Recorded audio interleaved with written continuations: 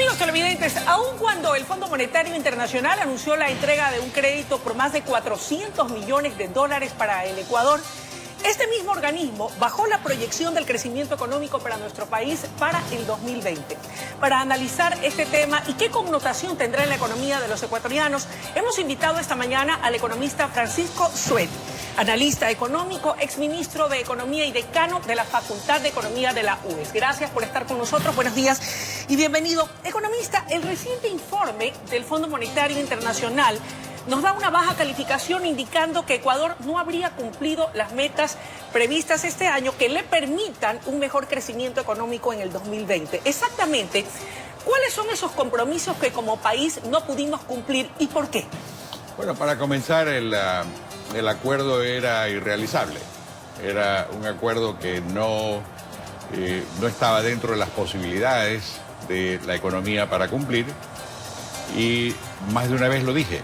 No recuerdo si en este canal mismo. También lo hicimos, no, así pero es. efectivamente el problema es que cuando se le pide demasiado a una economía que no da más, no se va a cumplir. Y eso lo que ha ocurrido es que se han dado cuenta que efectivamente los términos originales del acuerdo respecto de la acumulación de reservas y el ajuste fiscal, que son más o menos parte de la misma cosa, de la misma ecuación, no iba a darse, peor aún con los eventos del mes de octubre. Estos produjeron un bajonazo que justamente es lo que se refleja en la actividad económica hacia adelante y que afecta el desempeño del año 20 también. Ahora, ¿cuánto pesa el hecho de, dentro de ese mismo contexto, no haber podido ser capaces de lograr la liberalización del precio de los combustibles? Bueno, sin lugar a dudas tiene un peso importante, porque ese es un lastre fiscal. Digamos que es el más grande lastre fiscal que tiene el Estado, que tiene el país, y que sin lugar a dudas causa un problema porque permanentemente el Estado tiene que o bien utilizar los recursos del petróleo, de los ingresos del petróleo, con lo cual hay menos recursos para disponer para las inversiones, o ir a los mercados para obtener endeudamiento. Por eso es que existe esta correlación casi perfecta entre el monto del subsidio a los combustibles y el crecimiento del endeudamiento externo. Ahora, hablemos de cuánto va a crecer al cierre de este año la economía ecuatoriana en el 2019 y de acuerdo a este informe técnico del Fondo Monetario Internacional, en cifras concretas, ¿cuánto logrará crecer más o menos en el 2020? Yo pienso que el crecimiento del próximo año será nulo, cero. No. Absolutamente, porque sí. El Fondo Monetario Internacional, según pude ver en cifras, era el 0,2%. Bueno, ni siquiera eso. Pero digamos que eso equivale a cero. Eso en estadística cae dentro del error, ¿no? Ya. Esa es la verdad. Entonces puede ser 0,2, puede ser menos 0,2, puede ser 0, es lo que quiere decir eso. ¿Por qué ese cero y nulo crecimiento? Porque ¿No está siendo usted muy pesimista? No, de hecho ya lo establece así el Fondo Monetario. O sea, preferiría decir que vamos a crecer al 4%, créame. Pero aquello sería utópico. No, es que no puede darse porque las fuentes de crecimiento siempre nos llevan hacia la inversión. La inversión ha caído más o menos a la mitad en el sector público y tampoco está respondiendo en el sector privado porque hay mucha ambigüedad, mucha incertidumbre respecto de lo que vaya a pasar y la certeza o la incertidumbre pesan muchísimo en las decisiones de los inversionistas.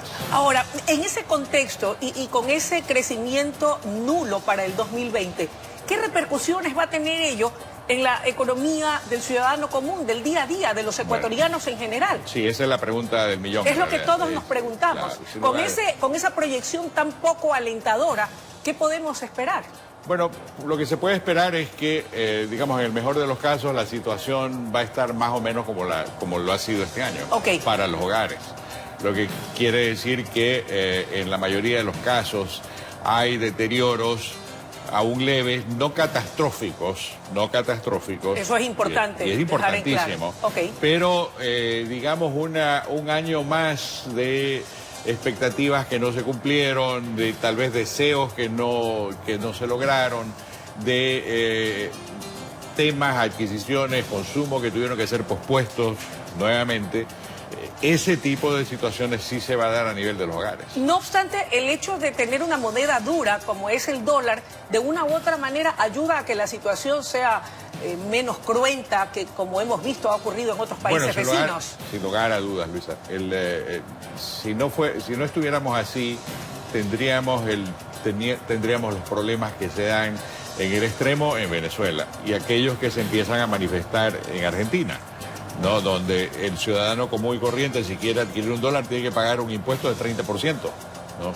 Eso le da una idea de lo que significa estar fuera de la dolarización con una moneda local que lamentablemente tiene muy mala presencia. Ahora, economista, temas pendientes, el envío de las reformas al Banco Central y al Código de Finanzas. ¿Cuánto cree usted que va a incidir el contenido de estas reformas para el mejoramiento del panorama actual y de las proyecciones económicas futuras? Bueno, es parte del reforzamiento institucional que se tiene que hacer. El Banco Central no puede ni debe de ser una caja de ahorros o de resonancia, o más de ahorros que simplemente de sacar del gobierno de turno, que es exactamente lo que ocurrió con Correa, cuando Correa le sacó en exceso de 8.000 millones de dólares al Banco Central. De allí la importancia de la futura reforma. Pero sin lugar a dudas, es el hecho de tener la posibilidad institucional de no estar dependiendo de la voluntad de un presidente o de un gobierno, sino estar aparte. Lo mismo debería de ocurrir justamente también con el Seguro Social, por ejemplo, ¿no? Y en el caso de la Superintendencia de Bancos, que la Superintendencia de Bancos cuente con los recursos y cuente con los medios para poder llevar a cabo su función de supervisión de la banca y defensa de los depósitos de los depositantes. Economista, en medio de toda esta situación, hoy, en horas de la tarde, está prevista la reunión del Consejo Nacional de Trabajo y Salarios para poder definir cuál debe ser el salario básico unificado en el 2020. Hay varias posturas, usted debe conocerlas mejor que yo.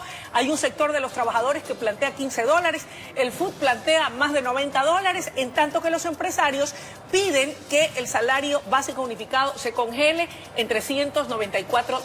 ¿Qué es lo que la lógica y la situación que vive el país obliga en materia de decisiones a tomar en ese sentido? Esos $394 deberían de estar permanentemente acompañados de los 2 décimos adicionales, que lo lleva en exceso de 500 y que lo hace y que lo pone y lo sitúa entre los más altos de la región. O sea, esa es la realidad. Segundo, una economía que no crece, ¿no?, pues mal puede simplemente hacer un dispendio adicional solamente para uno de los factores de producción, que es el trabajo en este caso. Eso debe de ser, son temas que deben de ser y estar resueltos a nivel de las empresas, porque habrán algunas empresas que efectivamente podrán hacer incrementos. Habrá empresas que a través de la negociación colectiva de los contratos lo puedan lograr, y eso es perfecto. Es válido. Diferente es, de alguna manera, tender una plataforma que aplica a todos, a los buenos, a los malos, a los indiferentes, a los productivos y a los ociosos. Ese es el problema de estos sueldos mínimos vitales, que en el fondo lo que hacen es que al encarecer el factor trabajo afectan la generación de empleo. Y el problema fundamental social en Ecuador es el hecho de que 6 de cada 10 ecuatorianos no tienen un empleo adecuado. Dentro de ese contexto, entonces, la importancia de la reforma laboral, que debe en breve llegar a la Asamblea. Sí, es que no podemos vivir con un código de trabajo de los años 30. Ya estamos en 80 años, pues, con la misma cosa y con unas rigideces extraordinarias que en realidad lo que hacen es que conspiran contra la generación de empleo. Eso es lo que requiere el país para salir adelante. Y estamos ante un desafío serio, porque encima de eso pues tenemos una moneda dura, y cualquier abuso de esa circunstancia nos vuelve inclusive menos competitivos. Gracias por su presencia y por el análisis. Encantado. Amigos televidentes, hemos tenido el análisis de los temas económicos de coyuntura por el economista Francisco Suet, exministro de Economía y Finanzas y el decano de la Facultad de Economía de la Universidad de Especialidades Espíritu Santo, dándonos una panorámica de lo que pasa en este momento en el país, de cómo cierra económicamente hablando el Ecuador en el 2019 y de cómo apuntamos en materia de crecimiento económico en el 2020, que de acuerdo a su percepción, un poco más o menos, será nulo.